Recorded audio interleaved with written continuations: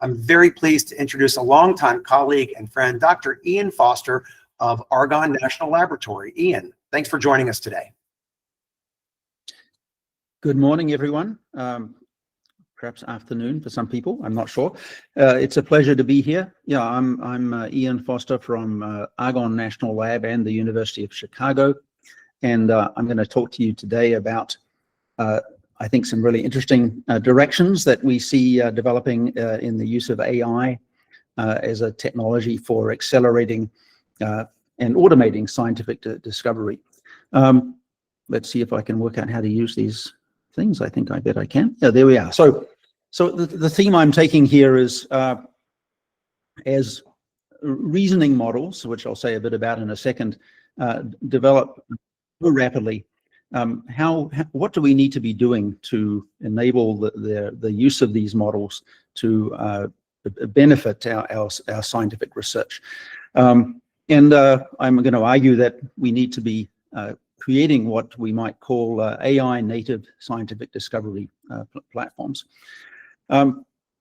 So first of all, let me just show you a slide that some of you may have seen. It's a fascinating image regarding the performance achieved by different so-called foundation models or large language models on a challenging benchmark test, the graduate level Google proof Q&A test, the set of diamond problems. So these are problems, multiple choice problems in various fields of science that are designed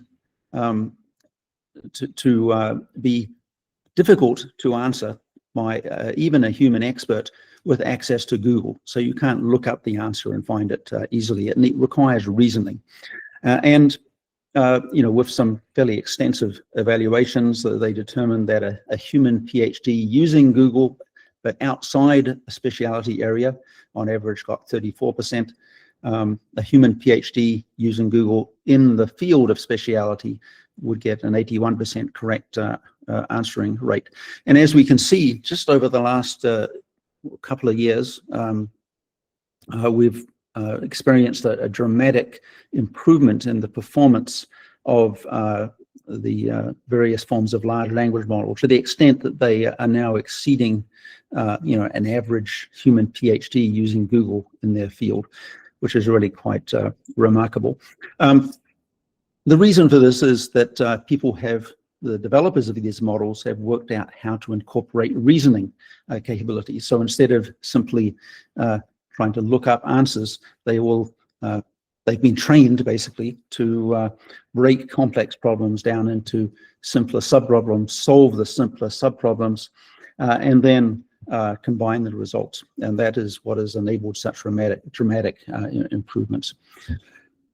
So we've scaled reasoning, but we haven't scaled science, I would argue. And just for fun, I've put up here a picture of, you may recognize, an old Faraday cage.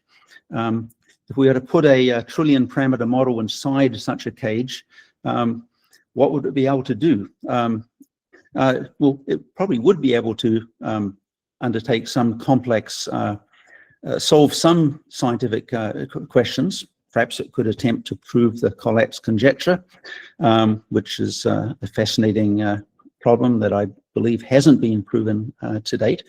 And the reason it might be able to tackle that problem is that that problem doesn't require any engagement with the external world. It just requires reasoning capabilities. On the other hand, a problem that might be of interest to many of us, that at least at Argonne and other places, is something like, design a new catalyst capable of converting carbon dioxide into ethanol. And that's a problem that's much harder to solve without access to the physical world, which would provide you with access to large quantities of experimental data, with access to experimental facilities, with simulation tools and so forth.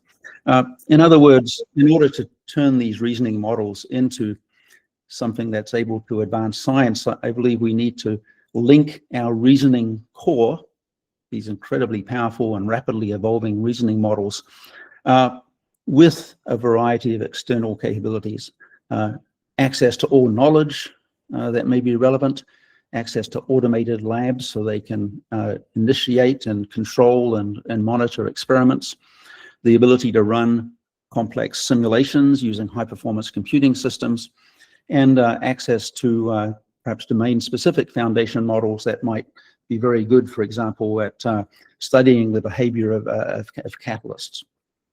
Okay, so and then we probably also want to link them up with some sort of memory to keep track of what they've done and haven't done, mechanisms for managing what they do and determining whether it's a suitable activity, and of course links to scientists.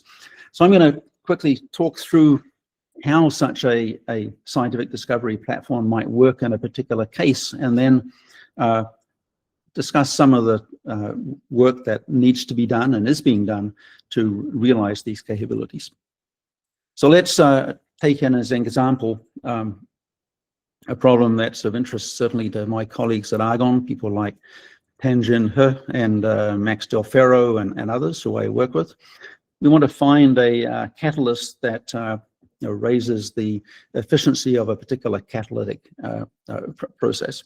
And so we might start off by asking our reasoning model, as we can today, well, the reasoning model might first of all decide, given that question, to go out and retrieve as much information as it can from the available scientific literature and from large online databases like that maintained by the Materials Project.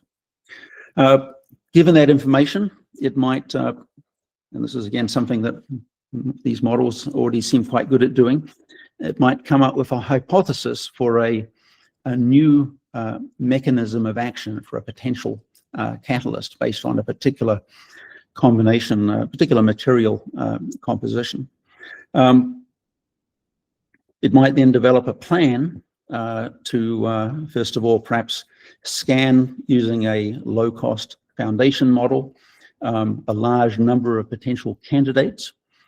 Based on the result of that initial screening, perform a set of density functional theory computations, expensive computations, and ultimately perhaps also perform some lab synthesis operations and experimental validations.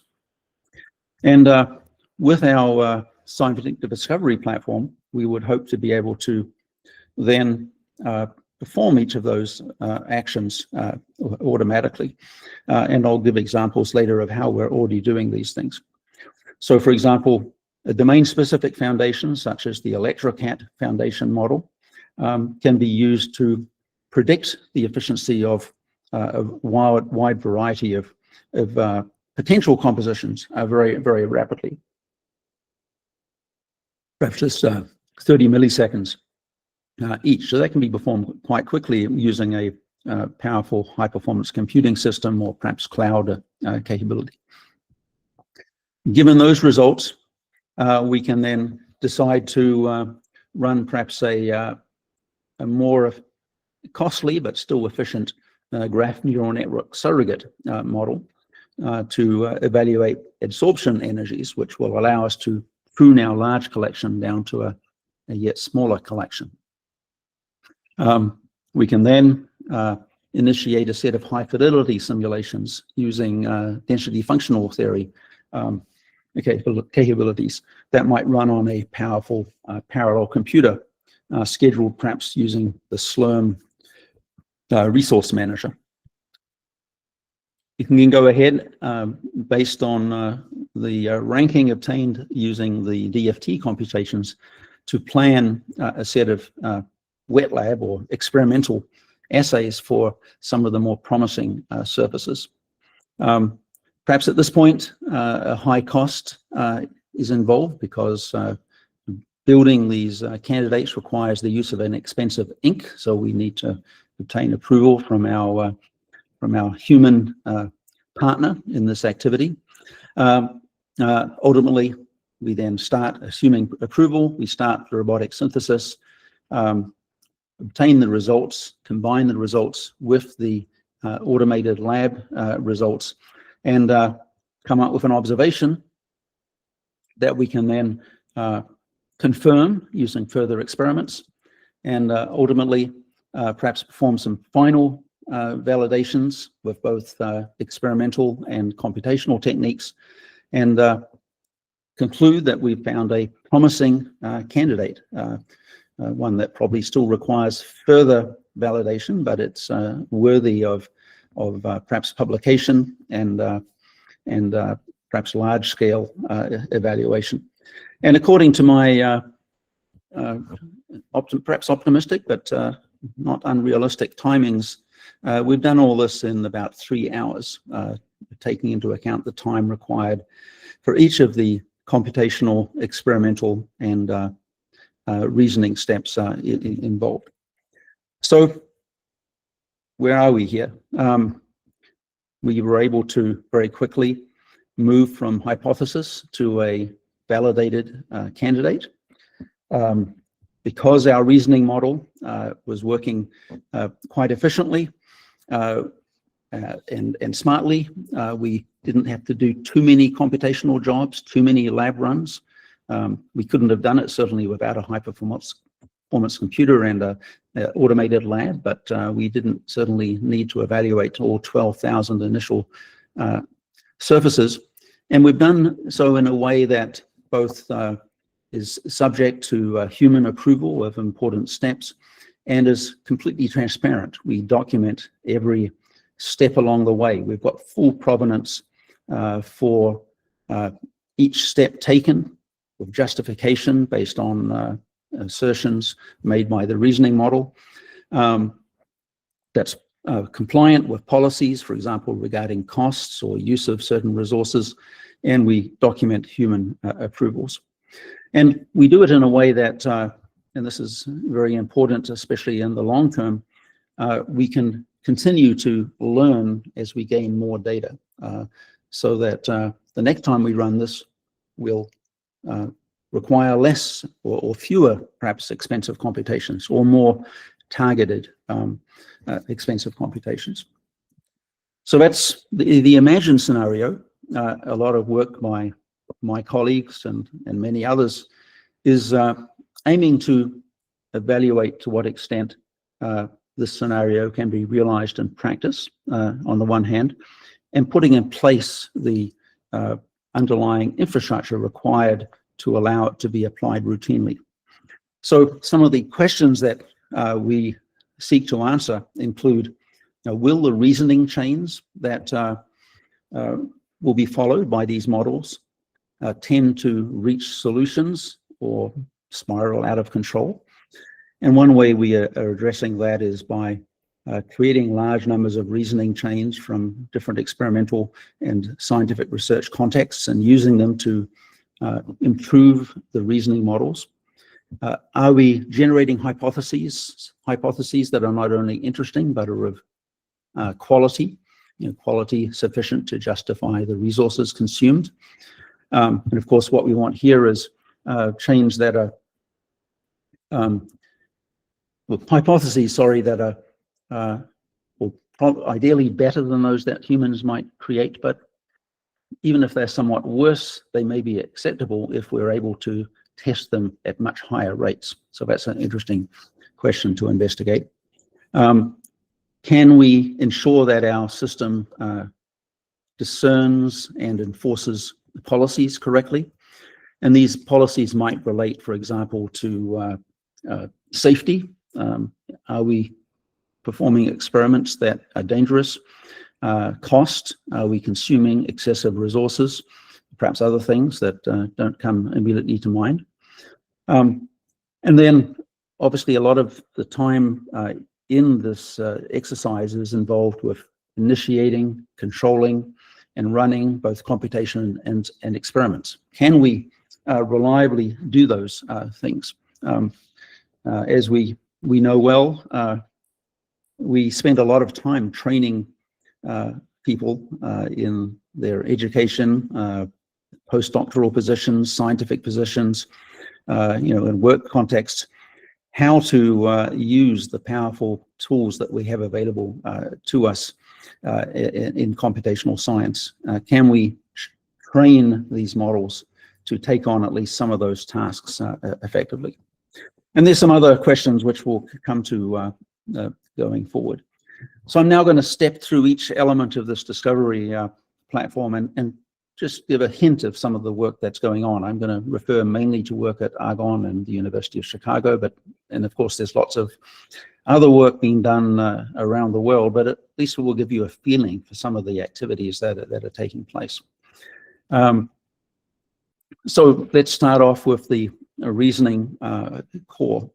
The models like ChatGPT, O5, DeepSeek, others that are more specialized to reasoning are becoming very powerful, as I indicated earlier, basically because a combination of being trained on large quantities of data of many different sorts, and then being trained often on large quantities of so-called reasoning inferences to learn how to break complex problems down into simpler problems.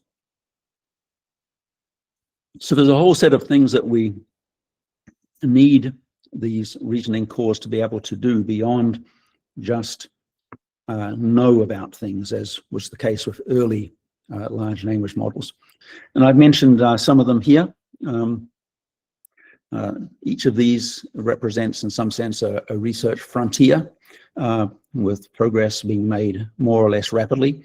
But it's going to be important, I think, certainly for our community to understand what is happening there, probably to engage in improving the state of the art, and in particular, engaging in evaluating the quality of these reasoning models for our purposes. So one activity that the Trillion Parameter Consortium, which you may have heard of, it's a large, quite large international community of computational scientists, computer scientists, AI scientists, working to build large models, foundation models, reasoning models for scientific purposes. An important activity there is developing high quality evaluation metrics for reasoning models. And this sort of, it's something I've learned a lot about over the last couple of years. It's not perhaps obvious to everyone, but the models that we make use of increasingly are as good as they are because in large part of the very careful and rigorous evaluation that has been undertaken and used to guide their development. But a lot of this evaluation is focused on things like general knowledge, the ability to perform reasoning that's helpful in the real world. It may not be reasoning and knowledge that's specific to science. And so a colleague of mine, Frank Capello at Argonne, is leading an effort to build a science-focused evaluation process, which is, I think, it's a very challenging, but also very interesting activity. And then a second related thing, we need to be able to train these models to undertake not just common sense reasoning, but scientific reasoning. And so another colleague of mine, Nicholas Chia, and many others, is working to develop a large collection of scientific reasoning chains that are designed to, that may be used to train models to do a better job of breaking scientific problems down into some sub-problems. Okay, let's move on to the next phase. An area of particular interest to me, because deep down I'm really a scientific middleware infrastructure person for many years, is developing the machinery that will allow our reasoning models to engage reliably, securely, in a policy compliant manner with the scientific infrastructure that it requires to automate various activities. And this, of course, requires solutions to a wide variety of problems, some of which we understand quite well from other contexts, like how to verify the identity of individuals, others which are quite challenging, like determining what rights we're going to give to a reasoning core which we want to be able to run quasi-autonomously for perhaps an extended period. How do we validate an action that's proposed by the model and determine whether it's acceptable? How do we plan its implementation, and then how do we document it so that other people can later on perhaps repeat it or determine why something went wrong? So we have some interesting work going on at Argonne in Chicago, building out machinery based often around our Globus infrastructure, a hybrid cloud system that is used already by hundreds of thousands of people, it turns out, for resource management and data access, allowing them also to be applied to agentic systems. Next issue is the knowledge substrate. So I'll make some general comments here, just for those who are not deeply familiar with how these models work, and then talk about some specifics. So, a reasoning core, just like a working scientist, will, if well configured, know a great deal about a particular field. It will know, but it will know in particular how to seek out information that is relevant to a particular problem. We can't expect these models, just as we can't expect an individual scientist to know everything there is to know about a field. So they need to know how to be able to engage with the literature, perhaps with experimental databases. They need to know how different facts and hypotheses and so forth relate, etc. And so there's a very rich and fascinating area of work going on, where people are working out how to organize the extant body of human knowledge, some of which, of course, is freely available in the literature, some of which may be tightly controlled within a particular company's internal databases, for example, working out how to make this data accessible by these reasoning models. And one of the techniques that's commonly used and that this ties into is something called retrieval augmented generation, which you may have heard of. The idea here is that when a reasoning core comes up with a question that they need to answer, for example, something about catalysts, we want to be able to, we don't want to present it, all the petabytes of information that we have available to us. We want to find the subset of that information that is directly relevant to the question. And one way that this can be done is by indexing that vast amount of information by mapping it into an embedding space such that the data that is relevant or most relevant to the question being asked is close to that question in the embedding space. And there's lots of interesting work to be done there. Some of the work that's going on at Argonne, again, in this space, and at the University of Chicago, is Ozan Goktemir, for example, is building out a high-performance computing version of RAG that's able to index millions or tens of millions of scientific articles using powerful parallel computers to compute the index. Another very smart young student, Song Oh, is building out technologies for doing retrieval augmented generation in multimodal data, where you've got a combination of images, perhaps genetic information, textual data, and so forth. And then we're also, again, using high-performance computing in the context of what a system called Argonne to allow us to very quickly fine-tune, not fine-tune, new models based on articles that are relevant to a particular domain of science. One cross-cutting theme here, I might say, is, well, I sort of joke to my friends in AI that we've discovered that AI is actually a subfield of high-performance computing, which of course is meant in jest, but it's true that people working in high-performance people working in AI increasingly need to be able to harness high-performance computing capabilities, whether it's to prepare the data, train the data, train the models, fine-tune models, or perform other tasks. Okay, next, I'm glad to see that comment about high-performance computing was appreciated.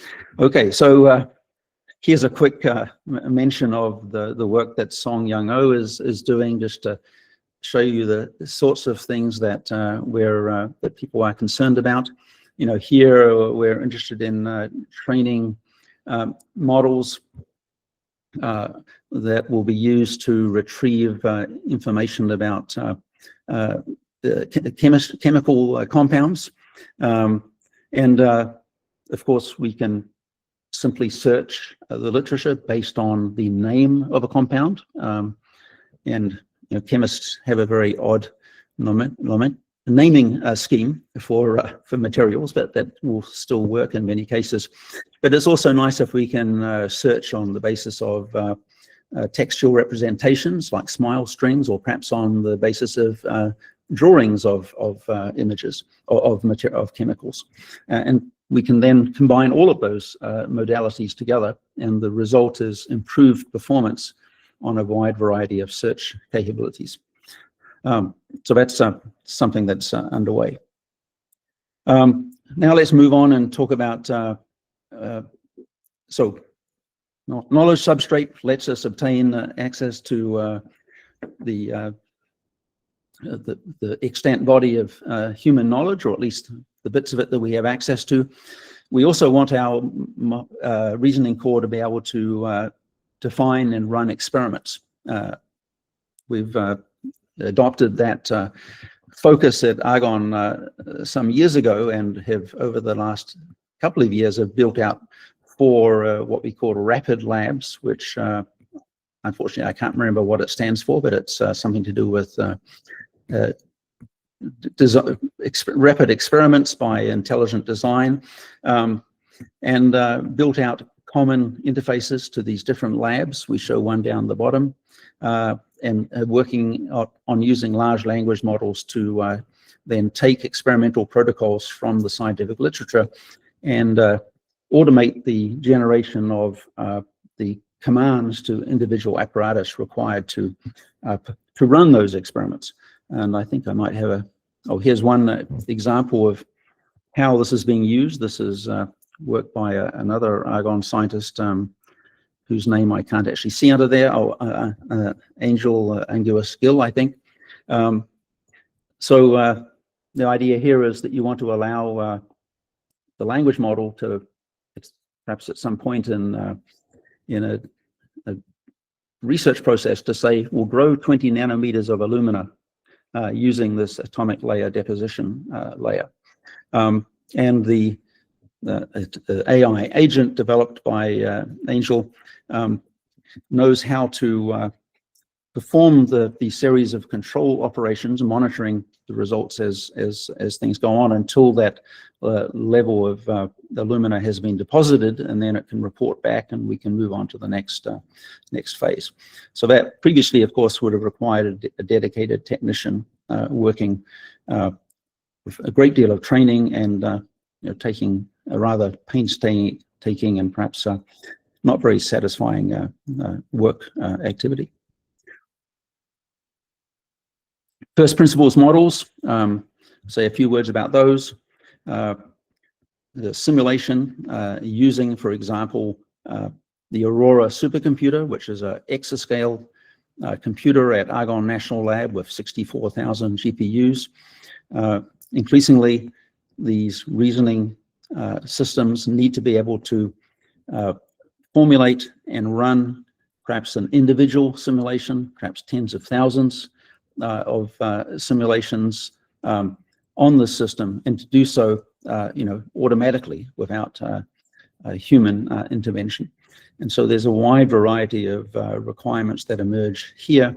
We're starting to experiment with, well, we're actually having some very good early results with the use of Globus Compute to enable automated acquisition and configuration of computational resources to perform experiments, and then also with the use of something called a model context protocol to simplify access from large language models and reasoning models to computational tools. And the model context protocol, I think, is really quite fun. So I'll just give a few examples generated by a few of my colleagues. Here's someone saying, I want to run a batch relaxation job on this cluster of a particular structure file. So, of course, normally an expert would know how to configure the configuration file, know how to prepare the job, how to submit it. But it turns out these models, especially when provided with perhaps a bit of documentation, can work out how to do that completely automatically without any of that expertise that previously might have taken a long time to acquire. So people can move very quickly, and in fact, reasoning models can move very quickly to running simulations using quite powerful tools. Here's another one, a particular model context protocol which knows about a computer with a few different applications on it, has been asked to build a phylogenetic tree for a set of bacterial species, and it's able to do that again without any detailed guidance by the human.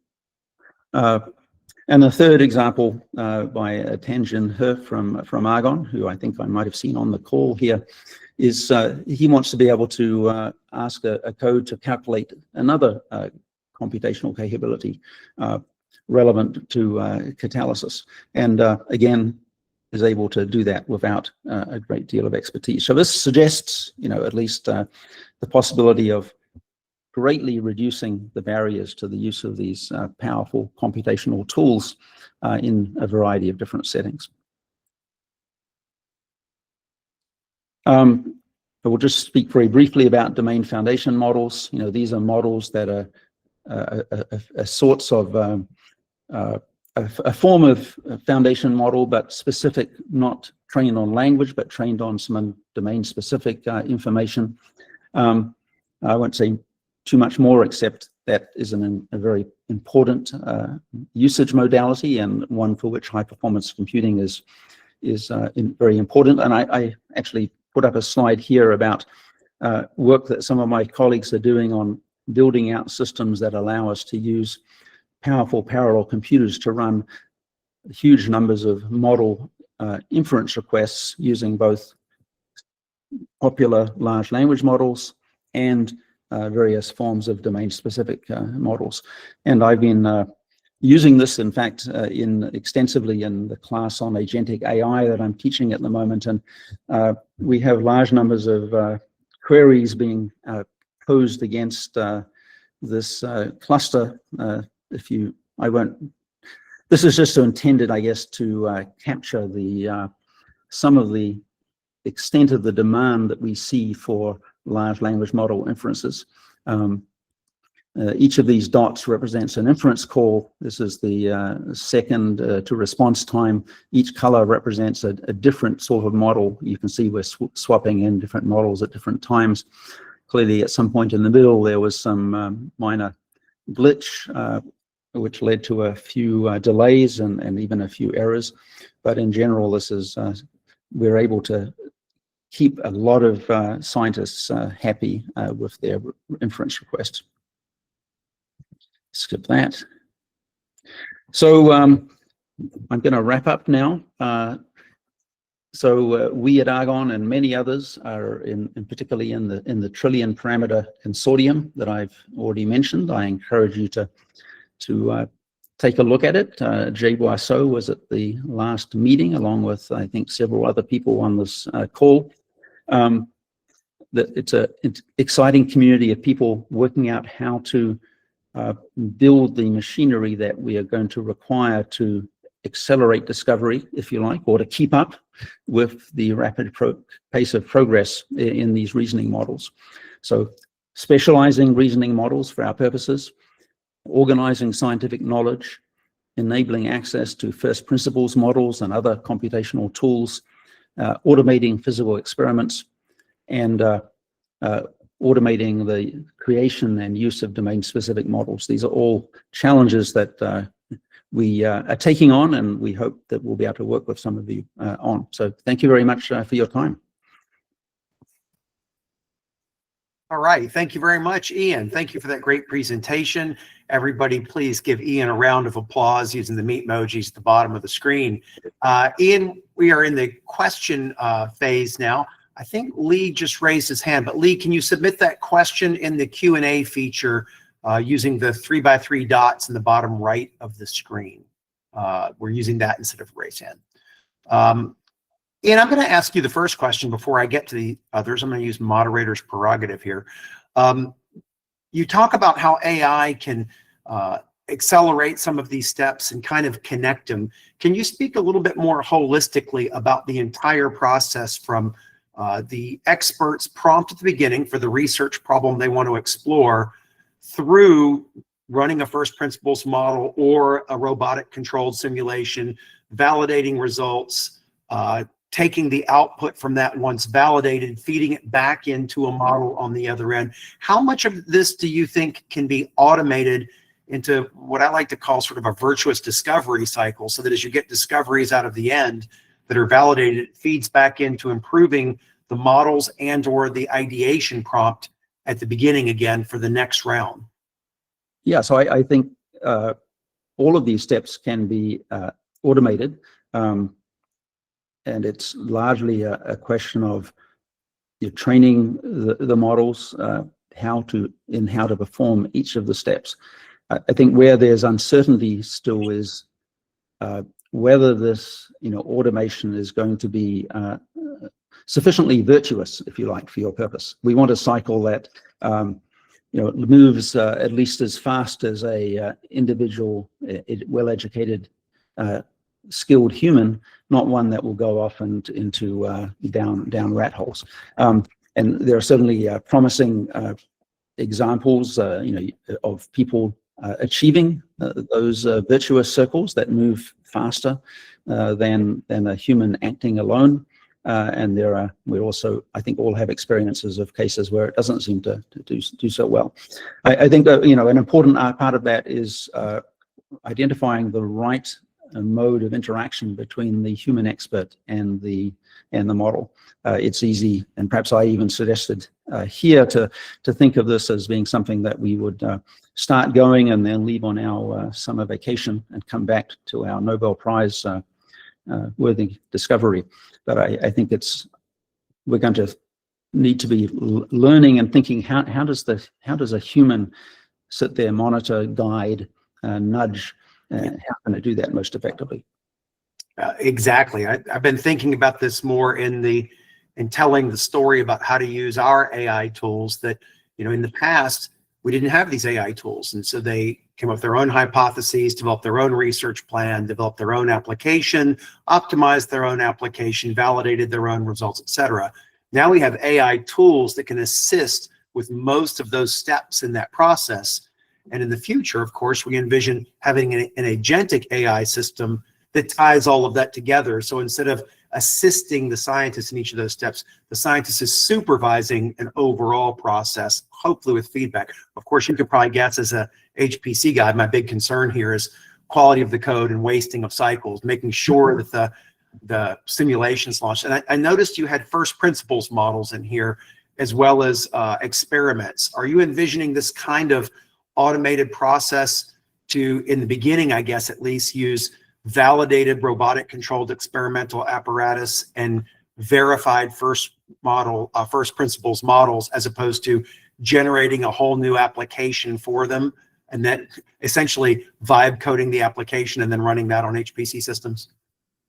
Well, that's a fascinating question. So, of course, we have the computational simulation codes that exist represent a huge investment of human intellect. They're tremendous contributions to knowledge and encompass a lot of expertise and insight into how to tackle complex problems. And so we certainly should be starting with those. There are several interesting directions we might want to pursue, and that people are pursuing. One is working out how to use some of these AI tools, perhaps to optimize and port these systems to new platforms, so which is currently often too expensive to do easily, so that they can run more rapidly and efficiently. And then the other is indeed, creating customized codes, as you said, vibe coding.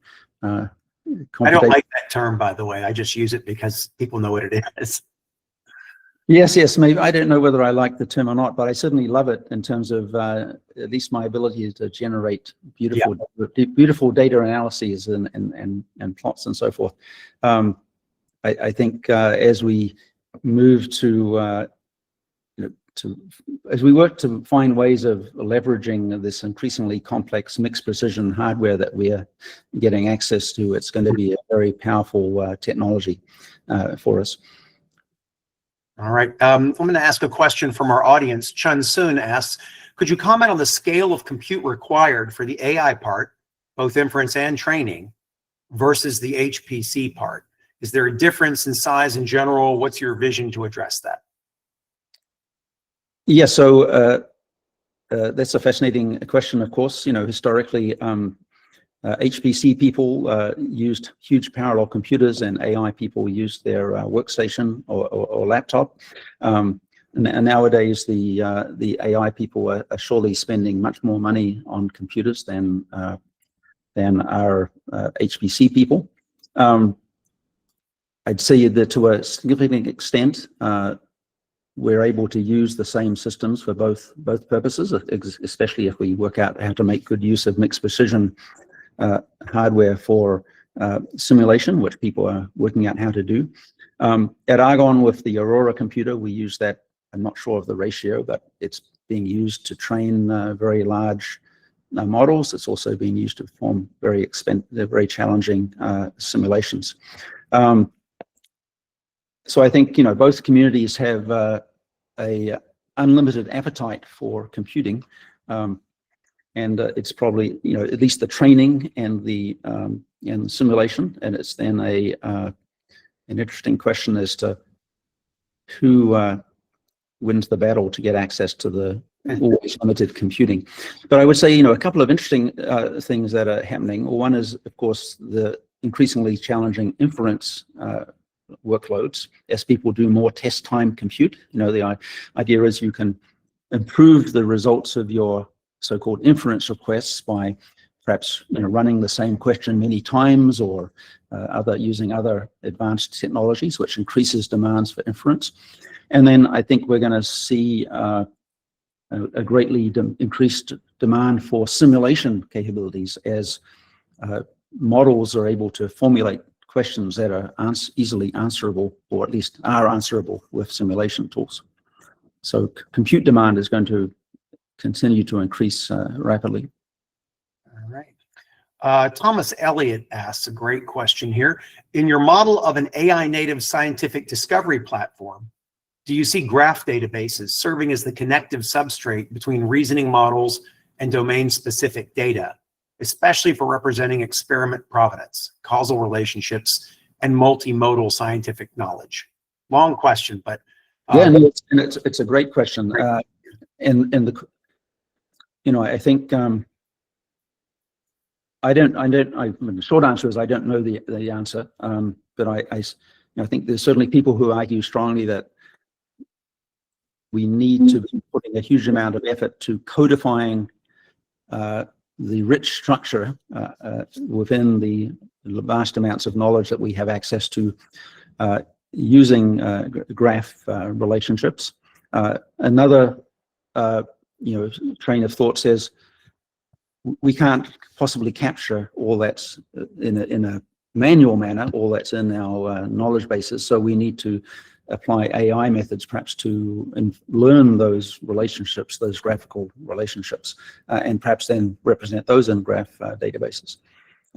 But clearly we're only, I think, scratching the surface of the rich body of knowledge that we have available to us and the relationships within that knowledge. And we need to work out how to capture validate, evolve those relationships.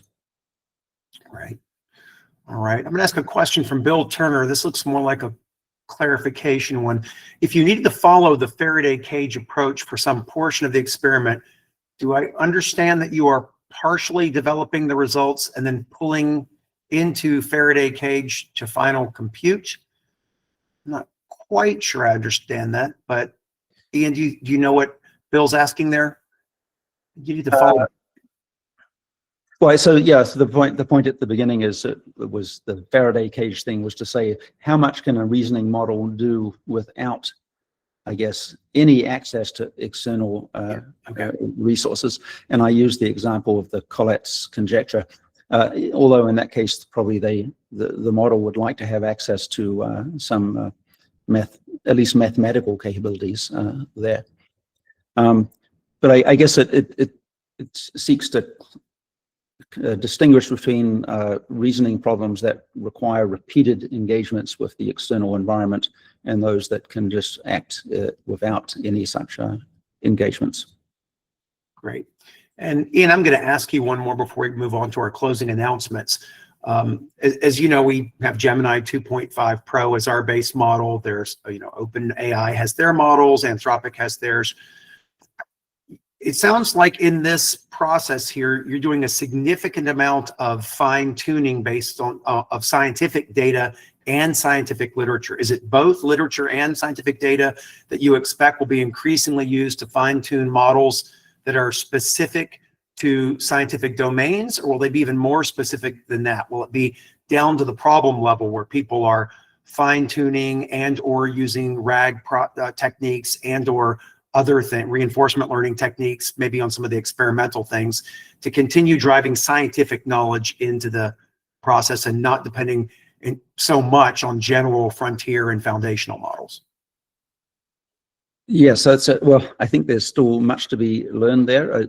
As these models become more and more powerful, they increasingly perhaps require less fine tuning. On the other hand, we have this, certainly a growing interest in smaller models, which may benefit from greater fine tuning. So I think we're going to see a mix of all of these things.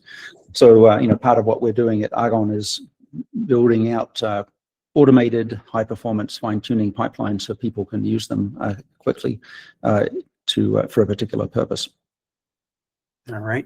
There was one last question that came in here, and I'm going to ask it. I think we still have time for announcements after that. Jeff Zayas asks, how much should the scientists be involved? By that question, I refer to a lot of discussion about AI in the popular press, about costs and limits on AI and which country ends up in a leadership position. Should the scientists focus on developing the techniques or also participate? That seems a very personal decision. I think these are there. Of course, there are fascinating questions around sovereignty and environmental impact. I guess my personal perspective, which is perhaps fairly limited, is that I want to focus on understanding how we can use these technologies to advance discovery, both for the benefit of humanity as a whole, and I guess for the benefit of the United States, and hope that this will in turn also ultimately result in reduced environmental impacts.